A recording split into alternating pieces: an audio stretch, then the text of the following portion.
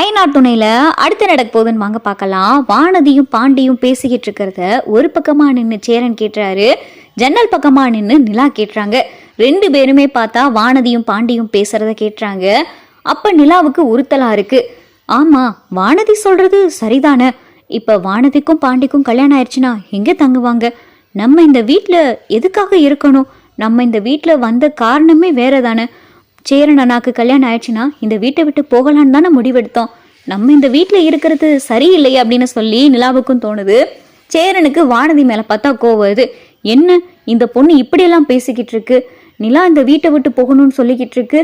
இந்த பொண்ணு பேசுறதே சரியில்லையே, வானதி இப்படி பேச நான் நினைக்கவே இல்லையே அப்படின்னு சொல்லிட்டு சேரன் மனசுக்குள்ளே நினைக்கிறாரு.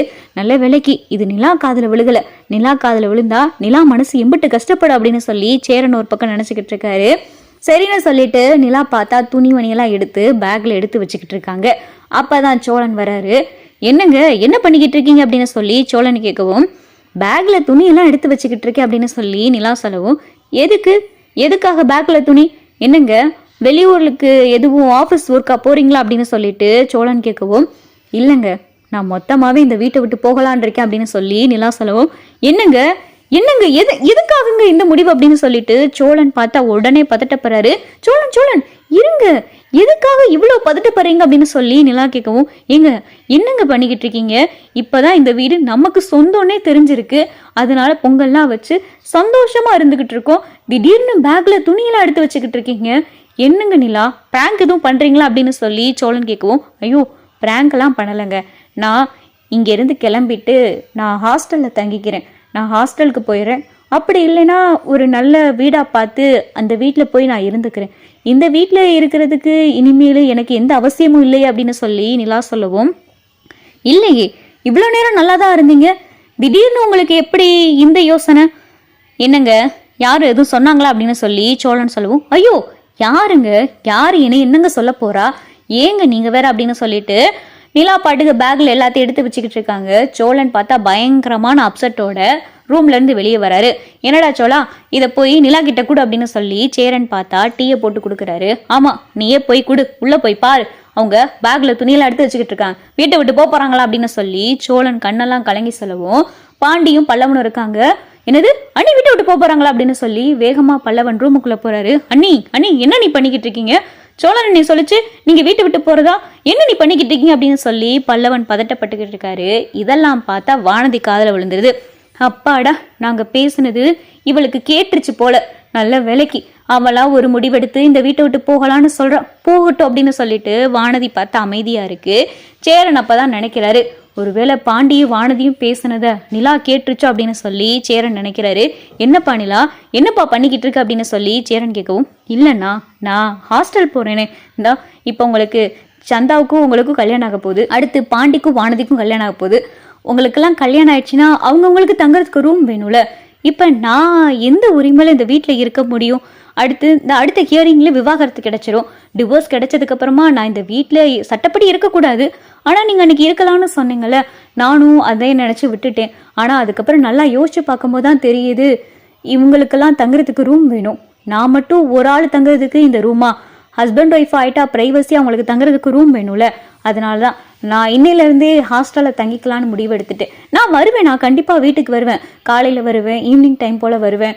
அதனால நீங்கள் எதுவும் தப்பாக எடுத்துக்கிறாதீங்க அப்படின்னு சொல்லி நிலா பாட்டுக்கு பேசவும், நடேசன் பார்த்தா அமைதியாகவே இருக்காரு. என்னப்பா நிலா, என்னப்பா திடீர்னு இப்படி ஒரு முடிவு அப்படின்னு சொல்லி சேரன் கேட்கவும், இல்லைண்ணா இதுதான் சரியான முடிவு, நான் எடுக்கிற முடிவு எல்லாத்துக்கும் சரியா இருக்கும் அப்படின்னு சொல்லி நிலா சொல்லவும், அப்பதான் வானதி, நீங்க இப்பதாங்க கரெக்டா முடிவு எடுத்திருக்கீங்க, இவங்க சொல்றதெல்லாம் காதுல வாங்காதீங்க, உங்களுக்கு எது சரின்னு படுதோ அது பண்ணுங்க, நீங்க இப்ப ஹாஸ்டல் போறேன்னு முடிவு எடுத்திருக்கீங்க பாருங்க, ரொம்ப நல்ல முடிவு அப்படின்னு சொல்லிட்டு வானதி சொல்லிக்கிட்டு இருக்கேல, பாண்டி பார்த்தா வானதி கணத்துல பலார்னு ஒரு அப்பு விட்டுறாரு. வாய மூடுடி அப்படின்னு சொல்லிட்டு பாண்டி சொல்லவும், என்ன பாண்டி ஏன்டா இப்ப அவளை அடிச்சு அப்படின்னு சொல்லிட்டு சோழன் கேட்கவும், இவங்க இப்ப வீட்டை விட்டு போறது காரணமே இவதான் அப்படின்னு சொல்லி பாண்டி சொல்லவும், ஏங்க நானும் வானதியும் பேசிக்கிட்டு இருந்ததை நீங்க கேட்டுட்டீங்க தானே அப்படின்னு சொல்லிட்டு பாண்டி சொல்லவும், ஐயோ பாண்டி எதுக்காக பாண்டி இப்ப வானதி அடிச்சிங்க அப்படின்னு சொல்லி நிலா கேட்கவும், அப்பதான் வானதி பார்த்தா நிலாவே முறைச்சு பார்த்துக்கிட்டு இருக்கு. அது இல்லடா, நானும் வானதியும் பேசிக்கிட்டு இருந்தோம். அப்ப அந்த வானதி நமக்கு கல்யாணம் ஆயிடுச்சு, நான் எங்க தங்குவோன்னு தான் கேட்டேன். அதுக்கு அவ உங்க அண்ணி ஃபேக் மேரேஜ் பண்ணிட்டு வந்துட்டாங்க, அவங்க எதுக்கு இந்த வீட்டுல இருக்கணும், அவங்கள போய் ஹாஸ்டல்ல தங்க சொல்லு, அவங்க எதுக்கு இந்த வீட்டுல இருந்துகிட்டு இருக்காங்க அப்படின்னு சொல்லி என்கிட்ட சொல்லிக்கிட்டு இருந்தா. இது அவங்க கிட்ட சொல்லி கூட என்கிட்ட சொல்லிக்கிட்டு இருந்தா. நான் அவளை சத்தம் போட்டு அமைதியாக்கிட்டு தான் வந்தேன். வந்துட்டு பார்த்தா இவங்க பேக் எடுத்துக்கிட்டு இருக்காங்க. ஏங்க இவ பேசுறதெல்லாம் நீங்க பெருசா எடுத்துக்கிறீங்களே அப்படின்னு சொல்லி பாண்டி சொல்லவும், ஐயோ பாண்டி, வானதி சொன்னது சரிதானே, நான் எந்த உரிமையில இனிமே இந்த வீட்டுல இருக்க முடியும்?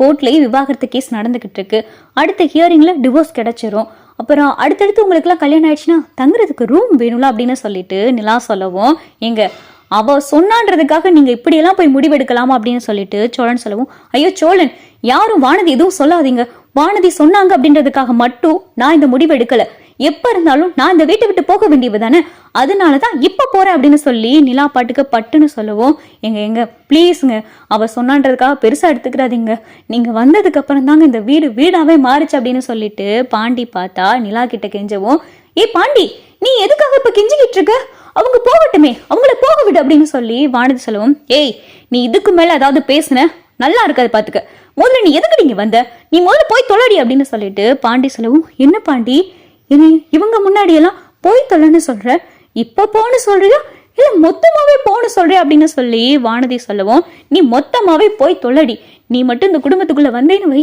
இந்த குடும்பம் நாசமா போயிரும், நல்லா இந்த குடும்பத்தை கெடுக்கிற மாதிரி நீ பேசி இப்ப அவங்கள இந்த வீட்டை விட்டு துரத்த பாத்துட்டியேடி, உன்னைய போய் நான் கல்யாணம் பண்ணிக்கிற போறேன் அப்படின்னு சொல்லிட்டு பாண்டி பேசவும் வானதிக்கு பார்த்தா ஒரே அசிங்கமா போயிருது. என்ன பாண்டி நீ இப்படி பேசிக்கிட்டு இருக்க, நீயும் நானும் கல்யாணத்துக்கு அப்புறம் சந்தோஷமா இருக்கணும்ன்றதுக்காகத்தான் நான் அப்படி பேசினேன் அப்படின்னு சொல்லி வானதி சொல்லவும், அதுக்காக மத்தவங்க மனசும் கஷ்டப்படாம நடந்துக்கிறானோ, அவங்க இந்த வீட்டுக்கு வந்ததுல இருந்து எவ்வளவோ நல்ல விஷயங்கள் நடந்திருக்கு, அவங்க எங்க எல்லாத்துக்காகவும் அட்ஜஸ்ட் பண்ணி தான் இந்த வீட்டுல இருந்துகிட்டு இருக்காங்க, பெரிய பணக்கார குடும்பத்துல பிறந்து வசதியா வாழ்ந்தவங்க, அவங்க அத்தனையும் தூக்கி போட்டுட்டு இங்க இந்த உங்க வீட்டுல இருக்கணும் என்ன அவசியமா வந்திருக்கு, ஆனா அவங்க இந்த வீட்டுல இருக்காங்கன்னா அது எங்களுக்காக மட்டும்தான், அவங்க எப்பயோ இந்த வீட்டை விட்டு போறேன்னு சொன்னாங்க, ஆனா பல்லவன், நானு, சேரனே எல்லாரும் சொன்ன ஒரே காரணத்துக்காக மட்டும்தான் அத்தனையும் சகிச்சுக்கிட்டு அவங்க இந்த வீட்டுல இருக்காங்க, அவங்கள வீட்டை விட்டு போன்னு சொல்றதுக்கு உனக்கு எந்த அருகதையும் கிடையாது அப்படின்னு சொல்லி பாண்டி பார்த்தா நிலாவுக்கு முழுக்க முழுக்க சப்போர்ட் பண்ணி பேசுறாரு.